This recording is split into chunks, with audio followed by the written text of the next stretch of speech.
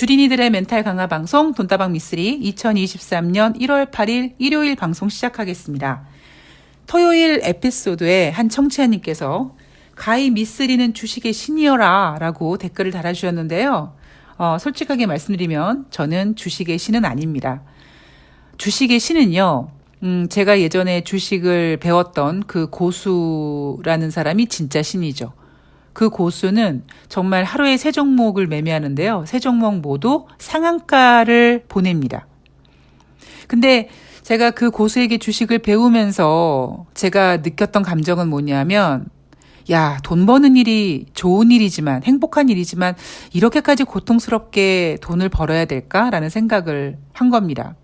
완전히 정말, 뭐라 그럴까요? 친구 하나 없고, 하루에 17시간씩 혼자서 모니터 앞에서 주식과 싸우고요. 그러다 보니까 글쎄요. 주식으로 돈을 버는지 모르겠습니다만 약간 인성이라든가 약간 그 사회성은 좀 많이 떨어지더라고요.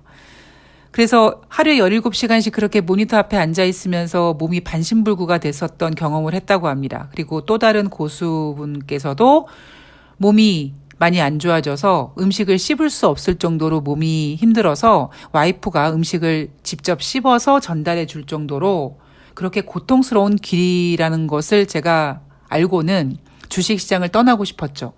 근데 결국 떠나지 못하고 제가 주식시장에 안착하면서 드는 생각이 뭐냐면 저렇게까지는 하지 말자. 너무 피폐해지더라고요. 그래서 제가 선택한 길은 시황을 좀 잘 보자.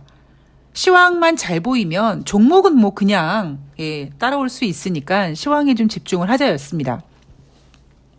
자, 그러면 시황을 어떻게 집중을 하느냐.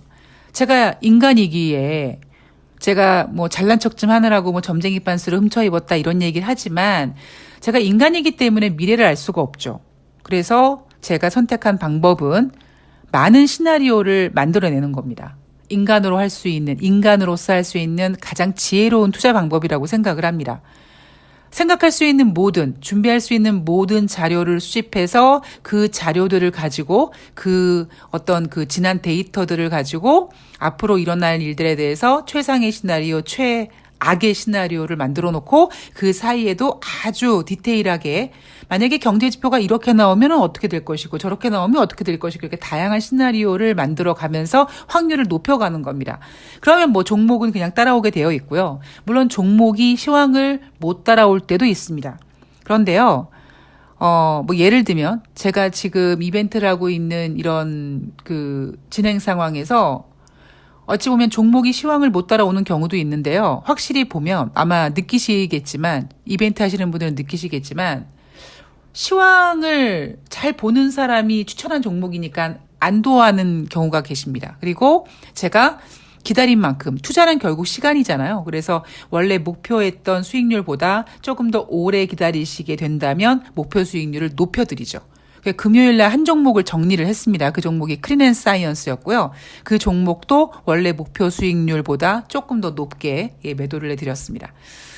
저는 주식은 그렇게 생각을 합니다. 그래서 앞으로도 정말 이 증권계의 목계, 그 어떠한 일이 벌어져도 눈 하나 깜빡하지 않는 이 미쓰리가 최소한 시황을 좀 잘 봐서 여러분들의 멘탈을 좀 잡아드릴 거고, 그리고 이벤트도 지금 진행하는 것처럼 기다림도 배우고 물타기 하는 거 안 된다라는 거, 그리고 손절하면 그닥 좋지 않다라는 거를 배워가시면서 이제 하나씩 올해 여러분들의 어떤 그 주식의 레벨을 좀 높이시고요. 그리고 이제 1월달 정도 지나면 조금 더 매매가 활발하게 진행이 될 거기 때문에 그렇게 되면 이제 수익도 많이 자주 창출하게 될 거라고 저는 확신을 합니다.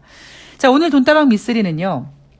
이제 내일부터 시작되는 한 주, 1월 9일부터 1월 13일까지 우리 주린이 분들이 어떤 점을 체크하고 어떤 일정을 한번 확인해 봐야 되는가, 그 점에 대해서 준비해 왔습니다. 자, 우선 국내 증시를 먼저 볼게요. NH투자증권이 예상한 다음 주 코스피 예상 밴드는요. 2220에서 2350포인트로 예상하고 있습니다. 지난주 1월 6일 금요일 코스피는 2289포인트로 마감을 했죠. 자, 국내 증권사들, 국내 전문가들의 의견은 이렇습니다. 반등은 쉽지 않을 것으로 전망한다. 얘네들은 늘 이렇죠. 얘네들이 반등할 것이다. 이제 증시가 안정됐다라고 얘기하는 그 포인트가 얼마라고요? 2,500입니다. 2,400에서 2,500포인트까지 바로 움직이진 않습니다, 여러분. 2,400 테스트 계속 할 거고요. 2,500포인트 테스트 계속 할 겁니다. 그 사이에서 테스트하는 기간 동안은 확실하게 자리를 잡게 되면 증권사들은 시황을 완전히 바꿔버릴 겁니다. 자, 2022년 4분기 이제 코스피 실적 컨센서스 하향 조정 중이다. 자, 4분기에 일회성 비용으로 실적 전망치 하회하는 경우가 많아서 2022년 4분기 이제 어닝 시즌이 시작이 되는데 별로 그닥 실적은 좋지 않다. 그래서 지난주 금요일 삼성전자가 어닝 쇼크라는 잠정 실적을 발표했는데 주식시장은 올랐어요. 왜 올랐어요, 여러분? 1월 달에 그 어떤 감정적인 기대감, 그거를 전문용어로 1월 효과라고 하죠. 그래서 1월 달에 시작하는 4분기 어닝 시즌은 일회성 비용으로 실적 전망치는 좋지 않지만 한 해를 시작하는 그 첫 스타트인 1월이다 보니까 앞으로 전망이 좋아질 것이다. 즉 4분기는 뭐 이래서 좀 안 좋았고요. 뭐 2023년 뭐 1분기에까지 저조함이 좀 진행이 되겠지만 2분기 이후 혹은 하반기에는 좋을 겁니다라는 전망에 조금 더 많이 포커스를 맞추게 됩니다. 자, 그리고 국내 증권사 전문가들이 반등 쉽지 않을 것으로 전망하는 이유 중에 하나가 코스피 실적 컨센서스 하향 중이었고요. 또 두 번째 뭐냐면 중국의 코로나19 신규 확진자 급증도 부담이 된다라고 했습니다. 그래서 국내 증권사 애널리스트들은 여전히 주식시장을 보수적으로 보고 있죠. 그들은 늘 그렇게 보수적으로 봤습니다. 언제요? 장이 안 좋을 때. 그리고 주식시장이 올라갈 때는 항상 희망 회로를 돌리게 했지요. 자, 그런데 재미있는 사실은 뉴욕 증시는 좀 다릅니다. 자, 올해 2023년 첫 상승 랠리를 보이는 뉴욕 증시. 그런데 연준 위원들은 오히려 더 신중한 어조로 주식시장을 꾹꾹 누르고 있습니다. 이제 여러분들 귀에 딱지 만드셨죠? 왜 지금 뉴욕 증시가 이렇게 흘러가는지. 연준은 왜 저렇게 시장에다가 독서를 퍼붓고 있는지. 임금 상승률도 인플레이션을 자극하지만요. 무엇보다 주식시장 상승이 심리적 인플레이션을 상당히 자극합니다. 왜 자극하는지에 대한 예시는 앞에서 제가 몇 번 드렸습니다. 자, 지난 한 주 동안 연준 의원들의 발언들을 보면 일단 애틀란타 연방은행 총재, 리사 쿡 연준 이사, 캔자스 시티 연방은행 총재, 세인트루이스 연방은행 총재, 미니애폴리스 연방은행 총재 이렇게 그리고 마지막으로 리치몬드 연방은행 총재 이런 사람들이 지난 한 주 동안 연설 혹은 인터뷰를 했습니다. 1월 31일부터 2월 1일까지 2023년 첫 번째 FOMC 회의가 예정되어 있죠. 따라서 1월 한 20일 정도까지는 연준 위원들의 발언들이 이어지고요. 그 이후부터는 이제 블랙아웃 기간으로 들어갑니다. 그런데 그 전까지 고삐 풀린 연준 위원들의 발언들이 상당히 강합니다. 그들은 공통적으로 이렇게 얘기를 하고 있어요. 금리, 미국의 기준금리, 적정금리는 5% 정도 돼야 된다. 그리고 인플레이션 2% 될 때까지 금리 인상할 것이다. 뭐 이런 얘기를 하고 있습니다. 제가 어제 방송에서 그런 얘기 해드렸죠. 어떤 수학 공식처럼 미국의 기준금리가 5%가 된다면 인플레이션이 2%가 딱 되느냐. 그거 아니라는 거 여러분들께서 하나 인지하고 가셔야 됩니다. 자, 이번 주에 가장 중요한 일정이 여러분 뭘까요? 예, 바로 미쓰리도 계속 주시하고 있는 12일, 우리나라 시간으로는 13일 날 확인할 수 있죠. 12월 미국의 소비자 물가지수입니다. 자, 지난 11월 달에는 7.7%가 나왔죠. 자, 다시 한번 미쓰리가 생각하고 있는 1월 달 주식시장 분위기를 좀 본다면 저는 1월 달 그냥 주식시장 여러분 그렇게 나쁘지 않을 것 같아요 라는 말씀을 대신하겠습니다. 1월 효과 이런 저는 자극적인 단어 별로 좋아하지 않는다고 몇 번을 말씀드렸죠. 1월 초에 예를 들면 대한민국 같은 경우는 지금 외국인들이 매수하고 있고 처음에 매도하던 기관도 이제 돌아서서 매수로 전환을 했습니다. 물론 걔네들은 당장 내일이라도 매도할 수가 있어요.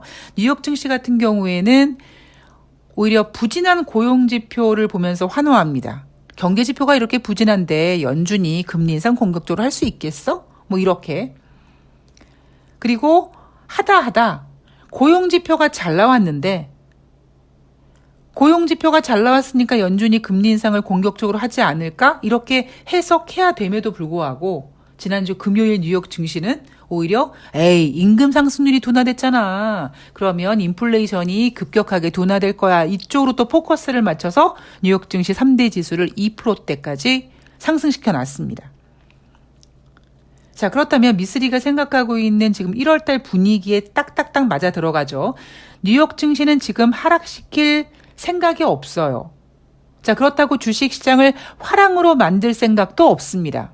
따라서 연준위원들은 시장에다가 기준금리 5%, 인플레이션 2%라는 독서를 계속 쏟아붓고 있고요. 부진한 경제지표는 부진한 경제지표대로 호재로 작용하고 있고, 그리고 가끔씩은 또 주식시장을 이렇게 소화시키면서 아주 화랑장은 아닌데 안 좋은 장도 아닌 약간 좀 애매한 장으로 만들어가고 있습니다. 자, 이런 분위기가 언제 변곡점을 맞이할 것이냐? 바로 미국 현지 시간으로 1월 12일 발표하는 12월 소비자 물가 지표가 변곡점이 되지 않을까? 그럼 과연 12월 소비자 물가 지표가 어떤 변곡점을 만들어낼 것인가? 물론 제가 이제 주중에 계속 방송을 해드리겠습니다만, 자, 이제 여러분 머릿속에 모는 종이를 한번 이렇게 빈 모는 종이를 머릿속에 한번 쫙 펼쳐 놓아 보십시오. 제가 지금부터 작년 하반기부터 소비자 물가 지표를 쭉 발표해 드릴 테니까요. 여러분 머릿속에 모는 종이에다가 그 수치를 한번 점을 찍어 보십시오. 자, 단순히 점을 찍는데 그치지 마시고요. 그 점을 찍어 가면서 그 둔화폭이 어떻게 되는지를 보시기 바랍니다. 자, 6월 달 소비자 물가 지표 9.1%, 7월 달 8.5%로 둔화폭이 0.6이었습니다. 자, 이때 기준금리가 75bp 인상됐었죠. 자, 그리고 7월 달에 8.5였던 소비자 물가 지표가 8월 달에 8.3%, 즉 0.2%밖에 둔화되지 않았습니다. 7월 달에도 75bp 금리 인상을 했음에도 이때는 고구마 100개 먹은 것처럼 너무 둔화폭이 약해서 주식시장이 불편해했죠. 자, 그리고 8월 달 8.1이었던 소비자 물가 지표, 8월 달에 8.3이었던 소비자 물가 지표가 9월 달에 8.2%, 0.1% 떨어집니다. 자, 8월 달엔 여러분 금리 결정이 없었습니다. 자, 그동안 다시 한번 제가 좀 불러드리면 6월 달에 9.1, 7월 달에 8.5, 8월 달에 8.3, 9월 달에 8.2. 자, 어떻습니까? 6월 달에서 7월 달로 넘어갈 때가 0.6% 감소됐고 그 이후에 0.2%, 0.1% 너무 고구마 먹은 것처럼 답답하게 진행이 되니까 시장이 불편해했습니다. 그리고 10월 달에는 소비자 물가 지표가 7.7%, 드디어 이제 10월 달 들어와서 앞자리가 8에서 7로 바뀌었습니다. 그리고 11월 달에는 7.7이었죠. 9월에서 10월로 넘어갔을 때 둔화폭은 0.5였고요. 10월에서 11월로 넘어가는 둔화폭은 0.6이었습니다. 자, 이번에 12월 달에 지금 전문가들이 예상하고 있는 소비자 물가 지표는요. 전년 동기 대비 6.5% 상승했을 거다랍니다. 그러면 둔화폭은 지난번과 똑같습니다. 과연 앞자리가 또 6으로 바뀌는지 아니면 6.5보다 더 둔화될지 혹은 예상치 6.5보다 살짝 반등할지는 우리는 모르는 일입니다. 그래서 우리는 뭘 해야 돼요? 만약에 시장 예상을 6.5로 잡아놨는데 6.5보다 더 둔화됐을 때 6.5보다 오히려 반등했을 때, 6.5와 똑같이 나왔을 때에 대한 시나리오를 여러분들께서 준비하셔야 된다는 거죠. 자, 이건 제가 다시 다음 방송에서 어차피 우리나라 시간으로 13일 정도 돼야지만 확인을 할 수 있으니까 제가 이 시나리오는 다시 방송에서 전해드리도록 하겠습니다. 자, 이번 주에도 연준 의원들의 발언들이 예정되어 있습니다. 애틀란타 연방은행 총재, 필라델피아 연방은행 총재, 세인트루이스 연방은행 총재, 리치먼드 연방은행 총재, 미니애폴리스 연방은행 총재, 보스턴 연방은행 총재, 제롬 파월 연방은행 총재. 아니죠. 제롬 파월 연준 의장이죠. 많은 연준 의원들 그리고 제롬 파월 연준 의장까지 이번 주에 연설 혹은 발언이 예정되어 있는데요. 이들은 어떻게 할 것이다? 계속 시장에다가 똑같은 공격적인 얘기를 할 겁니다. 금리 5% 생각하고 있다. 인플레이션 2%까지 내려와야 된다. 그 얘기는 인플레이션이 잡힐 때까지 금리를 계속 인상할 것이다 라고 얘기를 할 겁니다. 얘네들이 이렇게 얘기를 해도요. 주식시장이 지금 뉴욕 주식이 크게 빠지고 있지 않잖아요. 그래서 어차피 연준 의원들은 시장을 계속 눌러주는 역할을 할 겁니다. 자, 그리고 이제 다가오는 한 주부터 이제 어닝 시즌에 돌입을 하죠. 여러분 어제 방송 기억나십니까? 이번에 발표하는 미국의 대형 은행주 실적이 좋지 않을 것이다 라고 얘기했죠. 제가 그래서 그 내용에 대해서 전분기 실적은 좋지 않지만 1월 달이기 때문에 앞으로 전망은 어떻게 될 것이다. 뭐 이렇게 미래 전망에 조금 더 많은 점수를 부여할 것 같다. 그렇다면 아무리 시장에서 뭐 대형 은행주들의 실적이 좋지 않을 것이다 라고 얘기하지만 얘네들이 코에 걸면 코걸이요 귀에 걸면 귀걸이 과연 어떻게 소화시킬지는 아무도 모르는 일입니다. 그리고 13일부터 JP 모건 체이스 실적이 발표되는데요. 12일 날 소비자 물가 지표가 발표되거든요. 그러니까 모든 결정은 일단 12일 날 확인을 하고 넘어가야 되는 거예요. 12일 날 소비자 물가 지표가 진짜 6.5가 나오는지 6.4가 나오는지 6.6이 나오는지 일단 이거를 갖다가 단판을 짓고 그리고 이제 어닝 시즌으로 판을 바꿀 겁니다. 지금 현재 4분기 S&P 상장 기업 순이익이 전년 동기 대비 4.1% 감소했을 거다라고 보고 있습니다. 자, 마이너스 4.1%가 될 것 같다. 이거 좀 되게 낮게 잡은 게 아닌가라고 전 개인적으로 생각을 하거든요. 이게 진짜 낮게 잡은 건지 아닌지는 모르는데요. 제 생각에는 제가 말씀드렸죠. 지금 뉴욕 증시는 하락시킬 생각이 없어요. 따라서 눈높이를 엄청 낮춰놓은 거죠. 그럼 앞으로 발표하는 기업들의 실적이 이 S&P 순이익이 제시한 전년 동기 대비 기업 순이익 4.1% 감소보다 조금만 완화된다면 얘네들은 또 흥분하기 시작할 겁니다. 자, 월가에서 계속 낙관론을 내놓고 있다라는 이야기를 계속 해드리고 있습니다. 지난해 말까지 비관론이 대세였는데 올해 첫 주 낙관적인 전망에 꼬리에 꼬리를 이어가고 있다. 그런데 미쓰리는 이미 올해 나쁘지 않을 거다라고 작년 연말에 비관론이 대세였던 상태에서도 미쓰리는 희망회로가 아니라 아주 객관적이고 냉정하게 시장판을 읽어드리고 있습니다. 자, JP 모건 같은 경우는요, 2023년 인플레이션 지속적 하락할 것이다. 미국 경제가 가까스로 경기 침체를 피할 것이다. 3월을 끝으로 금리 인상 안 할 것이다. 4분기에는 다시 금리를 내릴 것이라고 합니다. 저는 이렇게 생각하지 않습니다. 여러분 기억나시죠? 9월 달에 JP 모건에서 뭐라고 했는지 10월 달 주식시장 개폭락할 거라고 했습니다. 그래서 제가 여러분 10월달 주식시장은요 9월달보다 괜찮을 겁니다라고 했죠. 그리고 거기에 대한 근거는 바로 중간선거를 제시했었습니다. JP모건은 이제 올해 인플레이션이 지속적으로 하락할 거고 미국 경제가 침체되지 않을 거고 3월 달에 금리 인상을 끝으로 4분기에는 금리를 내릴 것이라고 전망하고 있지만 미쓰리는 올해 금리 인하는 없다라고 보고 있는 사람입니다. 물론 어떤 큰 돌발악재가 생기지 않는 한. 뭐 중국의 금융위기, 유럽발 금융위기, 뭐 아니면 코로나19 비스무리한 다른 어떤 그 신규 어떤 그 신종 바이러스 같은 게 또 한 번 문제가 생긴다. 그렇지 않고는 연준은 금리를 인하하지 않을 것이다. 왜냐하면 그동안의 연준이 이놈의 유동성 때문에 엄청 고생을 했거든요. 자, 그리고 뱅크 오브 아메리카도 뉴욕 증시는 향후 12개월 이내에 16% 상승할 것이다라고 제시하고 있고요.